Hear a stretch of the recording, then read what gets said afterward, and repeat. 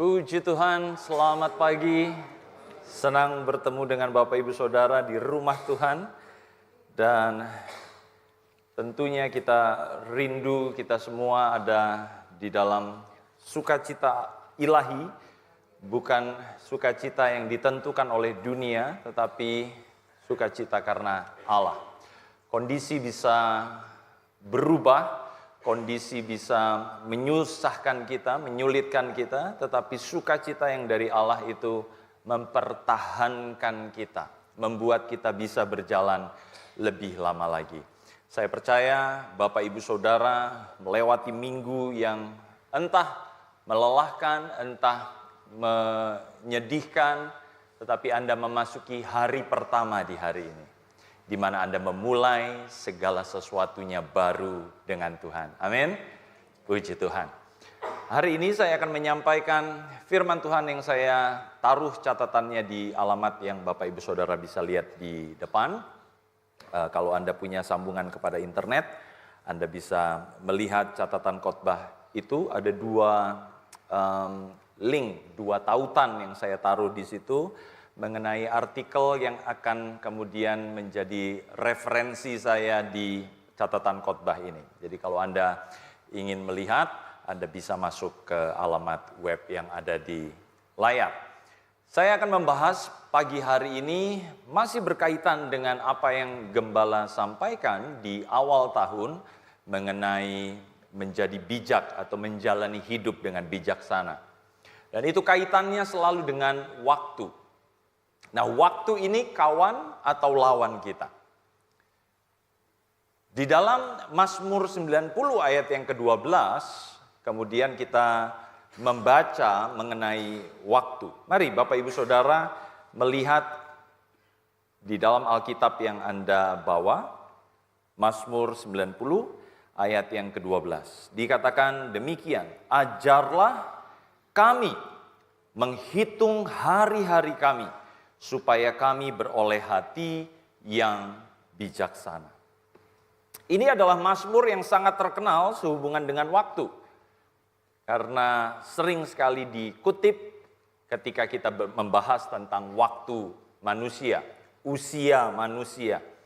Tetapi di ayat yang ke-12 ini kemudian permohonan dinaikkan kepada Tuhan. Tuhan, ajar kami.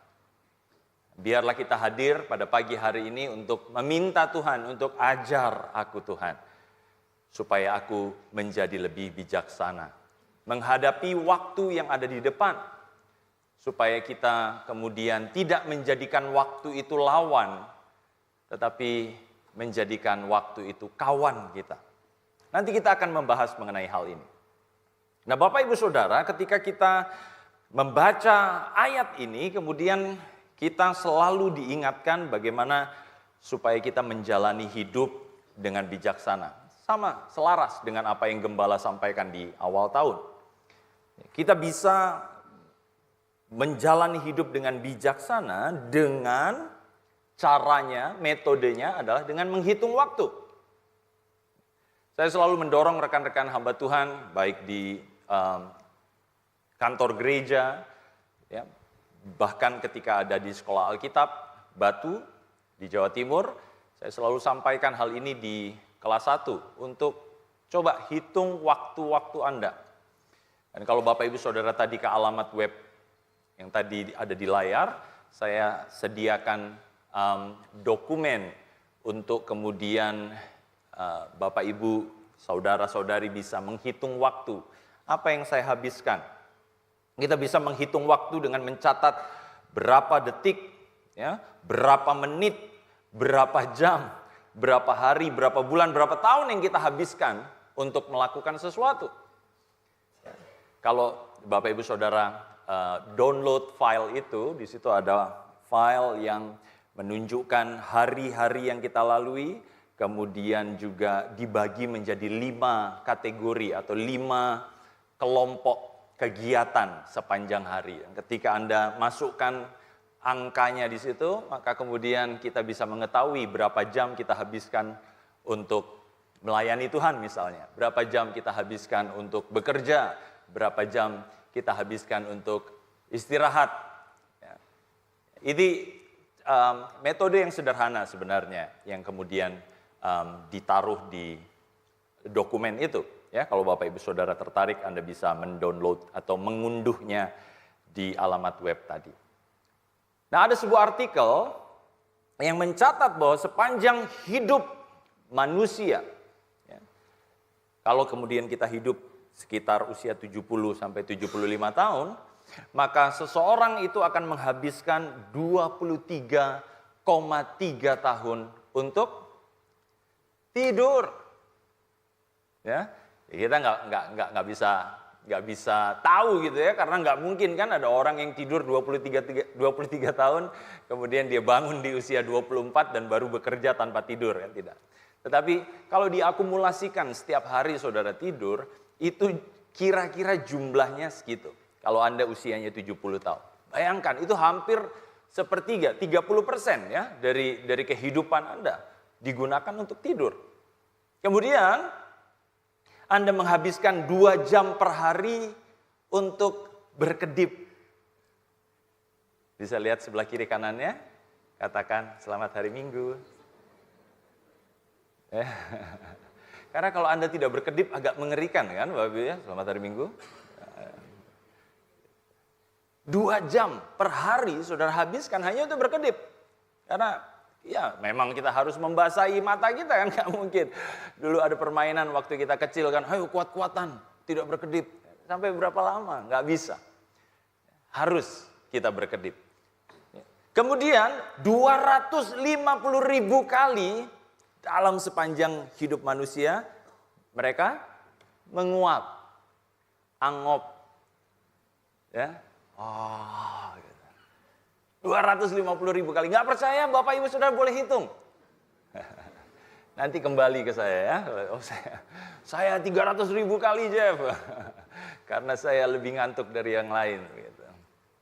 Dan bahkan secara saintifik, kalau Bapak Ibu Saudara pelajari, menguap itu secara neurofisiologis itu berguna untuk khususnya dalam perkembangan awal. Ya, seorang manusia, jadi anak, balita. Ya, kalau sudah dewasa banyak nguap, nah ini entah begadang atau itu kenapa saya selalu pakai masker, Bapak Ibu Saudara. Supaya kalau saya nguap nggak kelihatan. Jadi ketahuan ya rahasianya. Baik. Ada artikelnya ya, Bapak Ibu Saudara boleh masuk ke alamat web yang tadi juga untuk mengetahui artikel itu. Tetapi bukan hal itu yang sebenarnya perlu kita hitung. Ya.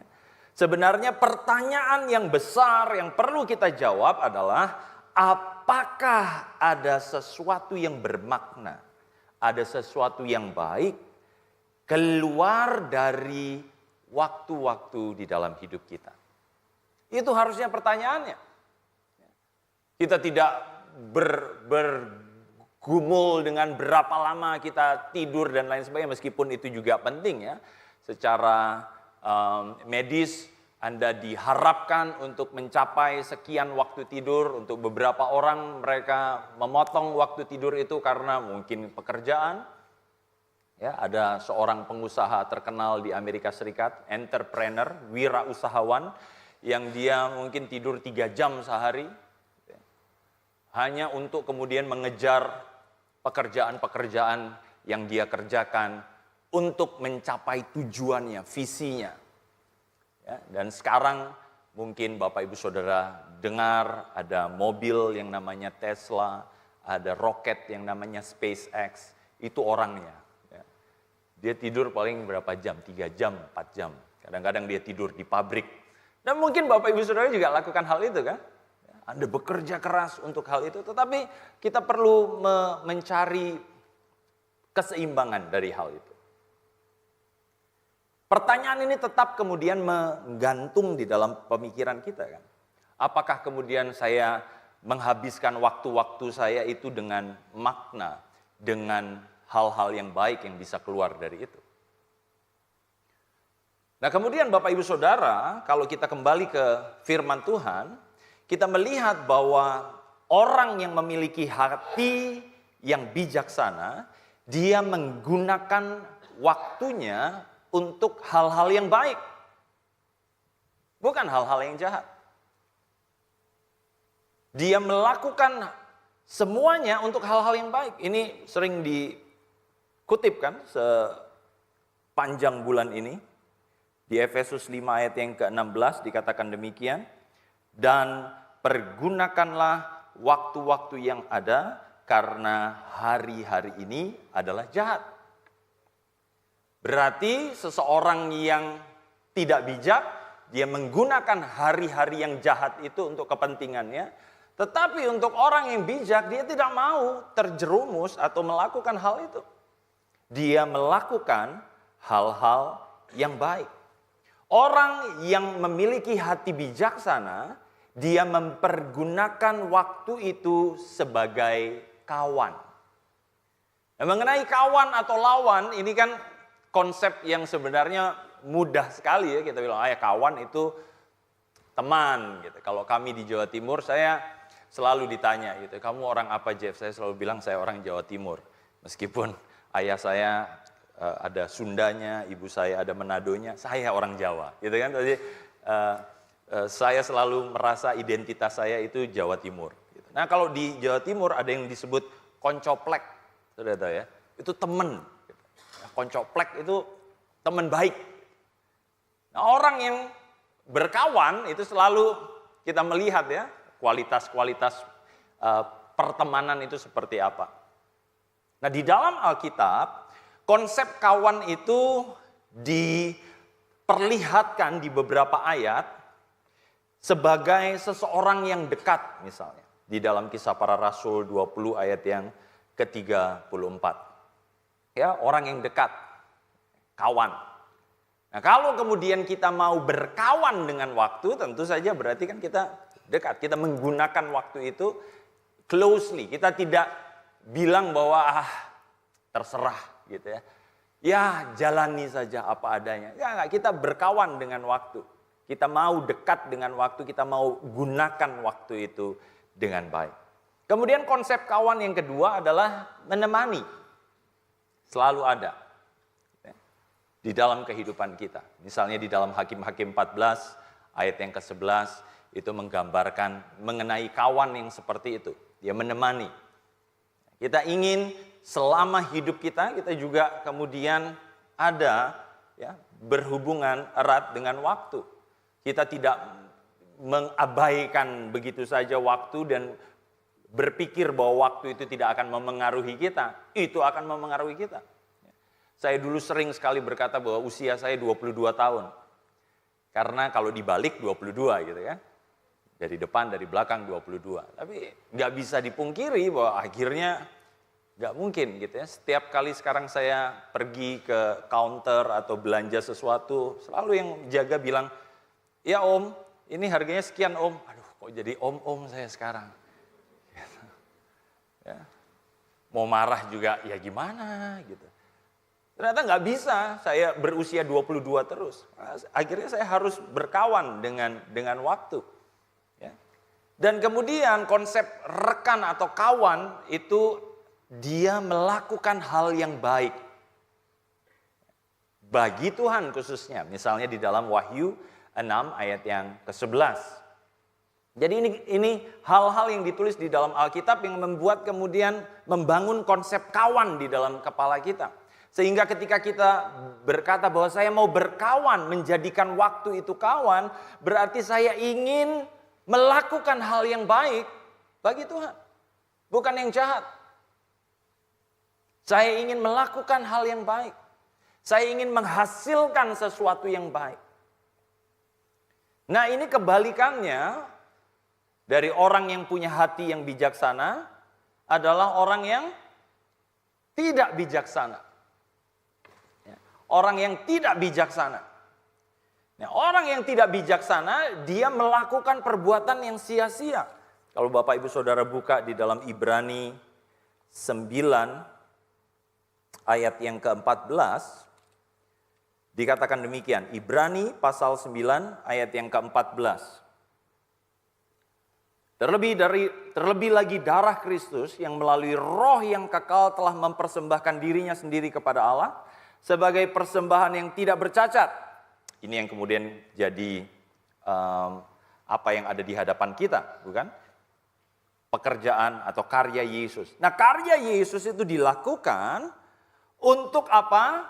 Lihat bagian berikutnya dari ayat 14. Untuk menyucikan hati nurani kita dari perbuatan-perbuatan yang sia-sia. Berarti dosa, kesalahan, kejahatan, dan semua yang ada di dalamnya itu adalah sesuatu yang sia-sia. Sesuatu yang dilakukan oleh orang yang tidak bijaksana. Tetapi untuk orang yang bijaksana, mereka menghindari hal-hal yang sia-sia ini. Kita nggak mau hidup kita sia-sia. Amin, nggak ada kan? Ada gitu orang, saya ingin menyia-nyiakan hidup saya. Nggak ada gitu. Semua orang ingin membuat hidupnya bermakna. Membuat hidupnya menghasilkan sesuatu yang baik. Dan biarlah ini menjadi kerinduan dari jemaat Mahanaim khususnya di tahun 2025 untuk mengeluarkan hal yang baik dalam setiap waktu yang kita kerjakan. Nah, sekarang kita lebih dalam lagi melihat apa yang dilakukan oleh orang yang tidak bijaksana. Mereka menjadikan waktu itu bukan kawan, tetapi lawan. Konsep lawan itu juga sebenarnya konsep yang umum di kepala kita. Kita tahu orang yang tidak suka, orang yang melawan kita. Tetapi di dalam Alkitab, konsep lawan itu misalnya membawa kematian. 1 Samuel 2 ayat 33. Lawan itu membawa kematian. Jadi ini sesuatu yang kita nggak mau kan? Kita masuk ke dalam hubungan dengan waktu sebagai sesuatu yang mematikan, membawa kematian. Saya nggak mau, saya mau berkawan dengan waktu. Waktu itu vehicle. Waktu itu kendaraan saya untuk kemudian saya mengeluarkan hal yang baik. Saya nggak mau waktu itu menjadi lawan saya yang membawa kematian. Betul, tubuh saya akan mati, tubuh saya akan binasa, tetapi saya percaya ketika itu mati, itu sudah menghasilkan makna dan hal-hal yang baik. Dan itu seharusnya yang menjadi kerinduan kita, bukan? Kemudian konsep lawan yang kedua, dia menyusahkan.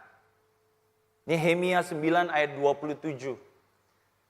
Ada Bapak Ibu Saudara yang merasa susah dengan waktu. Aduh, waktuku gak pernah cukup. Kalau bisa ada 25 jam. Kalau bisa ada hari ke-8. Karena sepertinya waktu kurang aja di dalam hidup kita.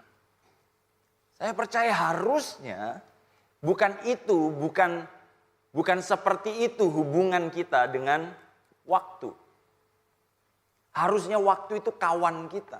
Harusnya kita bukan disusahkan dengan waktu, tetapi malah disenangkan karena dengan waktu yang bertambah, berarti ada waktu, ada kesempatan untuk saya lebih lagi berbuat baik. Saya sering sampaikan hal ini. Ada jemaat-jemaat yang mungkin karena mereka sudah menua, ada dalam kondisi sakit, kemudian mereka berkata, aduh kapan sih Tuhan panggil saya? Tapi Bapak Ibu Saudara, ketika Anda diberi waktu lebih oleh Tuhan, ketika Tuhan belum mengambil napas hidup dari hidung, dari mulut, dari raga kita, itu artinya Anda diberi kesempatan untuk menjalani hidup yang bermakna dan menghasilkan sesuatu yang baik. Harusnya kita tidak disusahkan dengan waktu, tetapi kita menggunakan waktu. Kemudian konsep lawan yang ketiga di dalam Alkitab, itu ada di dalam 2 Tesalonika 2 ayat 4. Lawan itu konotasinya menentang Allah. Orang-orang yang tidak bijaksana, mereka melihat waktu ini membawa kematian, menyusahkan, dan menentang Allah. Kita tidak mau menggunakan waktu ini untuk menentang Allah.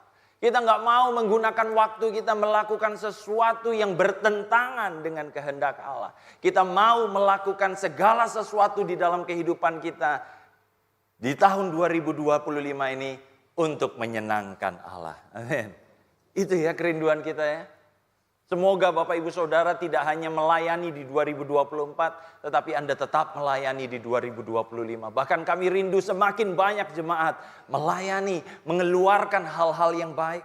Supaya ketika waktu itu habis, kita bisa berkata, aku sudah menyelesaikan pertandinganku. I have finished my race. Aku sudah selesai. Tidak ada lagi yang perlu aku sedihkan lagi. Tidak ada yang perlu aku sesali lagi karena aku sudah melakukan semuanya.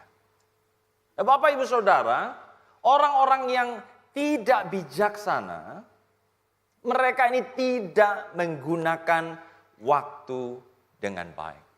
Mereka malah menggunakan waktu itu untuk hal-hal yang negatif. Orang yang tidak bijaksana, sebenarnya mereka mendapat waktu untuk bertobat dari perbuatannya yang salah. Tapi sayangnya mereka tidak menggunakannya.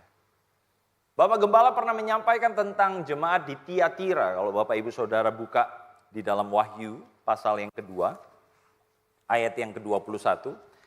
Nanti ya Bapak Ibu Saudara kalau ke website, halaman web GPDI Mahanaim Tegal, Anda bisa lihat catatan-catatan khotbah bahkan dari tahun-tahun sebelumnya. Ya, kalau saudara ketikkan Tiatira, ada beberapa khotbah gembala mengenai hal ini. Kesesatan jemaat Tiatira dan lain sebagainya. Nah, di ayat yang ke-21 kita melihat dari jemaat yang ada di Tiatira ini, kemudian Yesus menegur mereka. Aku telah memberikan dia waktu untuk bertobat, tetapi ia tidak mau bertobat dari zinanya. Waktu itu gembala menjelaskan bahwa zina ini bukan sekedar melakukan hubungan yang tidak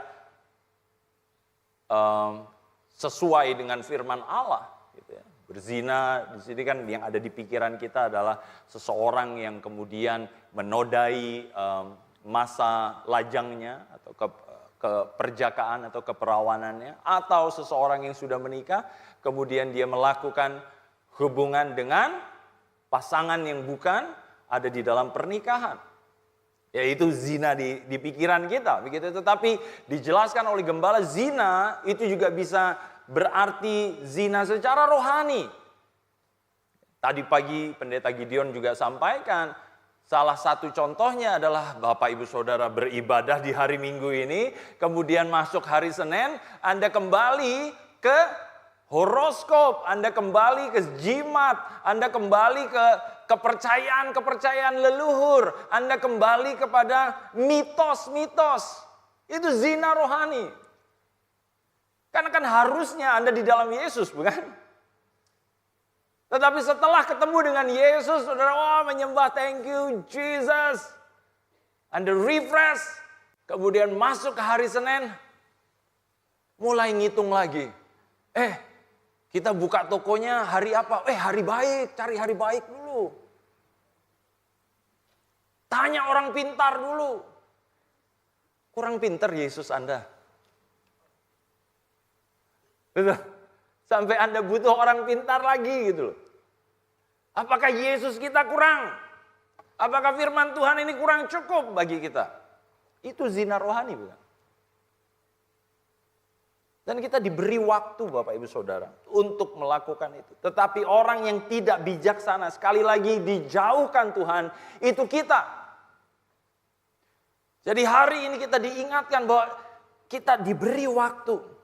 Gunakan waktu itu untuk bertobat. Jangan kemudian salah menggunakan waktu ini. Banyak orang yang menggunakan waktu dengan salah. Mereka lupa bahwa perbuatan mereka akan menerima konsekuensi pada akhirnya. Di dalam Matius 16 ayat yang ke-27, Yesus mengingatkan bahwa pada akhirnya ada konsekuensi. Kenapa? Karena aku akan datang bersama dengan malaikat-malaikat untuk kemudian membalaskan kepada orang-orang sesuai dengan perbuatannya. Jadi kita nggak bisa lari. Ada yang berkata demikian, seorang dokter.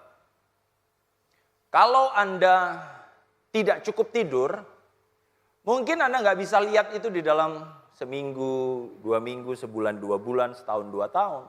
Tetapi apa yang sebenarnya Anda lakukan, Anda sedang menumpuk ya, penyakit, kesulitan secara fisik di bagian hidup Anda yang selanjutnya. Maksudnya ketika Anda sudah semakin menua, pasti akan ada efeknya. Anda nggak bisa lari dari hal itu. Dokter bilang seperti itu tentang tidur. Tetapi saya juga bisa berkata, Yesus, bukan saya. Yesus berkata bahwa apa yang Anda lakukan hari ini, itu Anda akan tuai nanti. Perbuatan-perbuatan itu kalau kita tidak bertobat.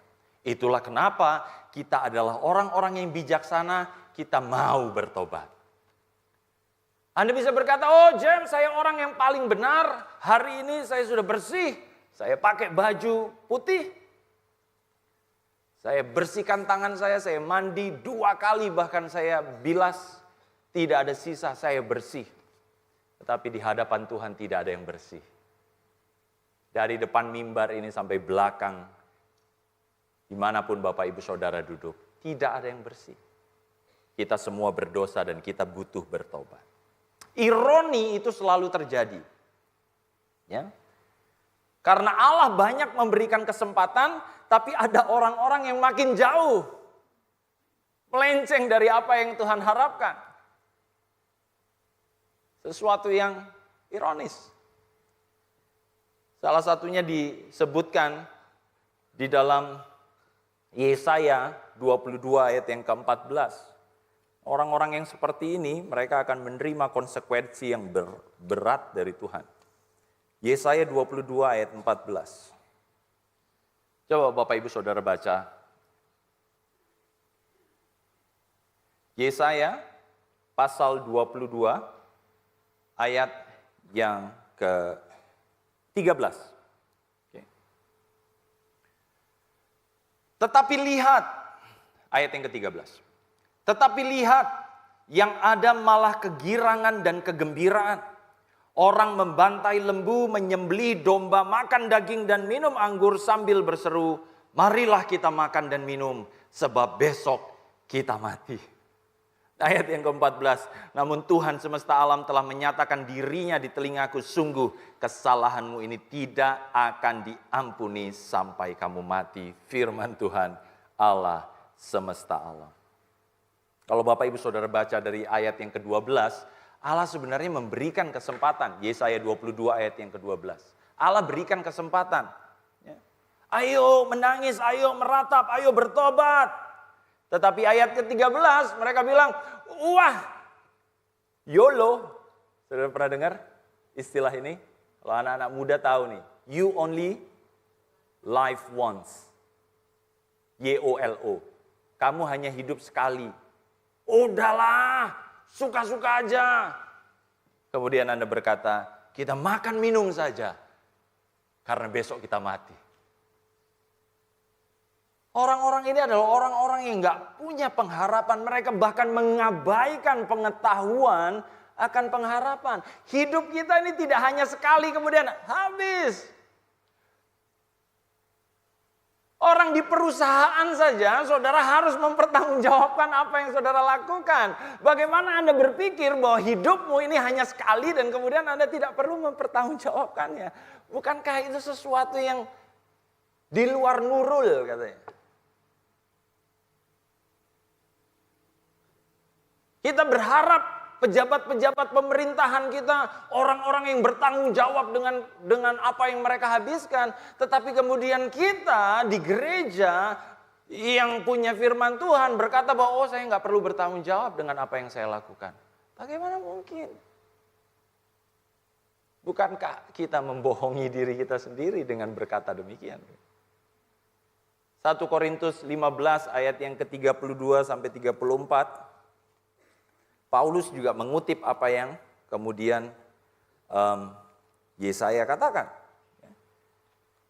Bahkan katanya ada inskripsi di apa ya? reruntuhan kuno yang menuliskan kira-kira hal seperti ini. Jadi ini sebenarnya adalah orang-orang yang sekali lagi tidak bijaksana. Mereka bisa dibilang bodoh, mereka bisa dibilang bebal. Karena mereka melakukan hal-hal yang seperti ini. Ayat 32 sampai 34. Kalau hanya berdasarkan pertimbangan manusia aku telah berjuang melawan binatang buas di Efesus, apakah gunanya hal itu bagiku? Ya, binatang buas ini bukan dia lagi dikejar, tetapi sebenarnya dia melawan perlawanan dari musuh. Apakah gunanya hal itu bagiku jika orang mati tidak dibangkitkan? Marilah kita makan dan minum sebab besok kita mati. Karena ada orang yang berkata seperti itu. Jangan sesat. Pergaulan yang buruk merusakkan kebiasaan yang baik. Dengar baik-baik ini. Bukan karena teman kita, bukan karena sahabat kita nggak mati-mati, kemudian kita bilang, mereka aja nggak mati. Betul ya, banyak ya orang bilang gitu kan. Kenapa Bapak masih ngerokok? Lah teman saya ngerokok aja nggak mati. Betul ya? Kenapa Pak kok nggak menjaga makanannya? Teman saya makan sembarangan nggak mati. Pergaulan yang buruk merusakkan kebiasaan yang baik. Bukan berarti karena teman Anda tidak mati kemudian merokok itu jadi sehat. Bukan karena teman Anda tidak mati kemudian makanan itu jadi sembarangan boleh kita makan, bukan. Kita harus paham konsepnya. Karena ada orang yang bisa bersenang-senang tanpa Tuhan, tanpa bergereja, tanpa beribadah, tanpa mengenal Yesus dan mereka kaya raya, kemudian kita berkata, mereka aja kaya raya nggak kenal Yesus. Bukan berarti kemudian mereka benar, bukan? Sadarlah ayat yang ke-34. Kembali sebaik-baiknya dan jangan berbuat dosa lagi. Bertobat. Ini yang kemudian menjadi pesan untuk kita menggunakan waktu. Kita nggak mau hidup seperti ini. Kita nggak mau hidup sembarangan. Kita tahu jelas ada seorang jemaat yang sedang disemayamkan di Geria Sejahtera. Hidupnya selesai, tetapi dia mengisi hidupnya dengan percaya Yesus. Dengan setia beribadah. Dia mengisi hidupnya dengan bijak. Nah sekarang pilihannya di kita. Kita mau mengisi ini dengan bijak, mau menjadikan waktu ini kawan kita, untuk kemudian kita menghasilkan makna dan hal-hal baik dalam hidup ini? Atau kita mau membiarkan pesan ini lalu begitu saja? Orang-orang yang bijak, mereka tidak menjadikan rumah Tuhan sebagai sarang penyamun. Ada itu di dalam Yeremia 7 ayat 9 sampai 11. Ini yang kemudian dikutip oleh Yesus ketika Yesus membersihkan bait Allah. Kamu menjadikan rumah Bapakku sarang penyamun. Demikian itu bisa jadi kita yang melakukan itu. Di perjanjian baru. Dengan tetap tidak mau bertobat. Kita melakukan hal-hal yang salah di hadapan Tuhan. Kita tidak sama dengan mereka. Kita tidak sama dengan orang-orang yang tidak bijak. Kita adalah orang-orang yang bijak. Yang memakai waktu kita untuk bertobat hari ini. Sekarang di hadapan tubuh dan darah Yesus. Yang akan kita konsumsi, yang akan kita makan. Kita berkata, Tuhan, aku mau berbalik dari jalan hidupku yang salah. Selama kesempatan itu masih ada Bapak Ibu Saudara. 2 Petrus 3 ayat 9. Selama masih bisa disebut hari ini. Biar kita bertobat dari tingkah langkah yang salah. Jadilah bijak. Gunakan waktu sebagai kawan. Bukan sebagai lawan kita. Pakai itu untuk kemuliaan nama Tuhan.